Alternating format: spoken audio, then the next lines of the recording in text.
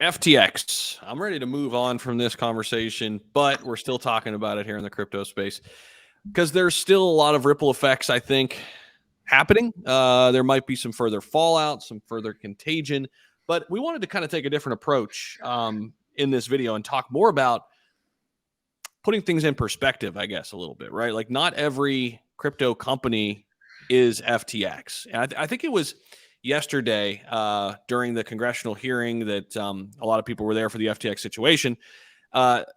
It was not Gillibrand, but Cynthia Lummis, the other Republican from Wyoming, I think.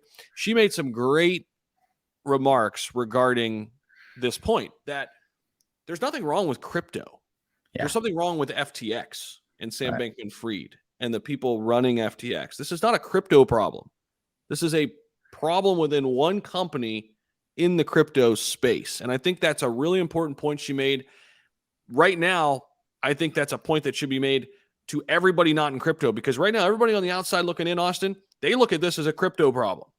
And that's a problem for us inside the industry. Well, I have two words for you. I don't know if you lived through this. You're such a young child. 32. I mean, I know. Lehman Brothers. Middle age. Yeah, Lehman Brothers. Oh yeah. Okay. I know about it. I didn't. Yeah. Yeah, but it was large financial stalwart company. My point is, it's the same yet it's not. And my point is that Lehman Brothers,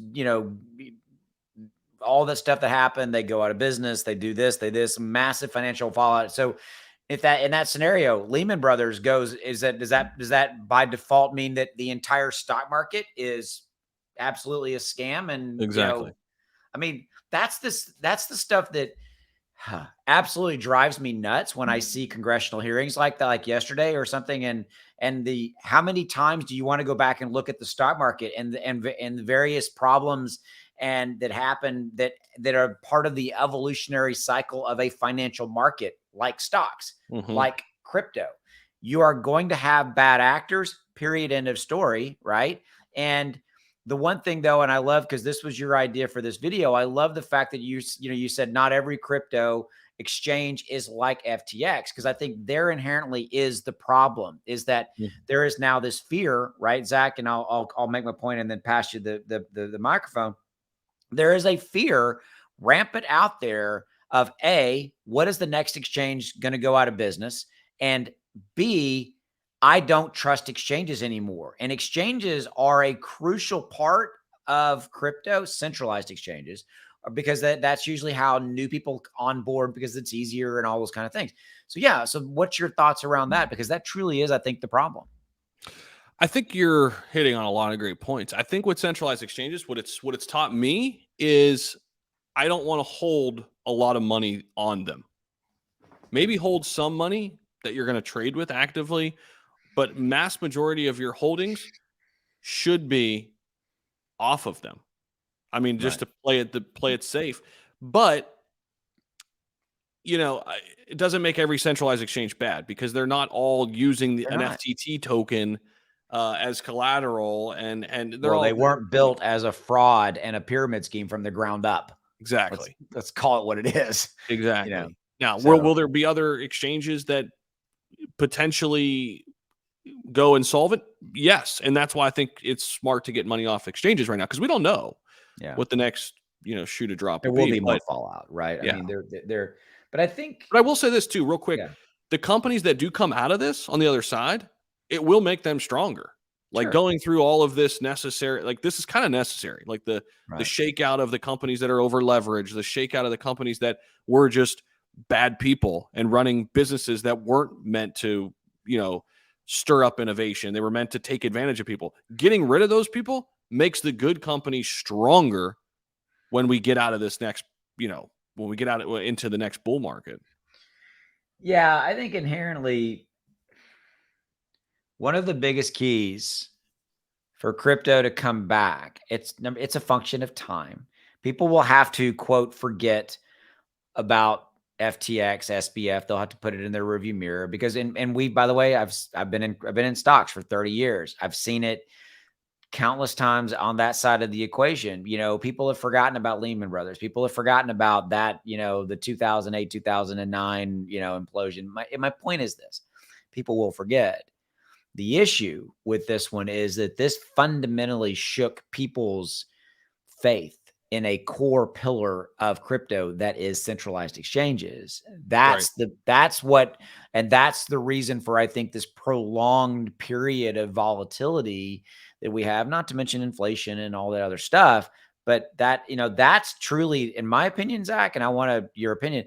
My opinion is, outside of the blatant fraud that was FTX and all of that stuff, and the fallout, of all the companies that are going to either gone or going to continue to be impacted, but it was the shaking of people's confidence in centralized exchanges. That's You're it. 100% right. You're 100% right. And I think the reason why these exchanges were made so powerful is because of ease of access and convenience. And that's what people did. I mean, it was easy just to link your bank account on insert exchange here, and here you go. And a lot of those exchanges are still out there, and there are some good ones, right? But right now it's just it's hard to parse through that. But I think this provides an opportunity now for companies like you're seeing with ClearCryptos, creating a fiat on-ramp. And how do we create that convenience in a decentralized DeFi way? How do we create that same convenience factor and ease of access, but do it in a safer, decentralized way? And I think you're seeing it with what PayPal and what they're doing with MetaMask. Mm-hmm. These sort of solutions. So I think that's the future. And I think exchanges are still necessary to onboard and offboard, right? You could still and trade. Like, there's still a use case, but holding assets there, I think we have to make a big shift, personally, because that's how people on FTX were hurt so badly. I mean, people were holding millions and billions of dollars. Millions. The issue is that, Zach, people will forget. People will forget. And people will go back to centralized exchanges in a positive way. They will forget in a positive way, but they will also forget, and they will get back to because it's easy, because it's the exchanges now are showing proof of reserves, right, Austin? Like, is there something they could do to, like, is that enough? I don't know if that's enough. Well, if you have a bank run on a massive exchange like we saw with FTX. Again, FTX was inherently flawed, but a 5 billion plus outflow in a period of 48 hours, it doesn't matter how much reserves you have, right? I mean, but that's it's a different model. Just like if you walk down to your local bank and go, if you got a lot of money in your local bank, go try to take money out of your local bank. Yeah. It's a pain in the butt.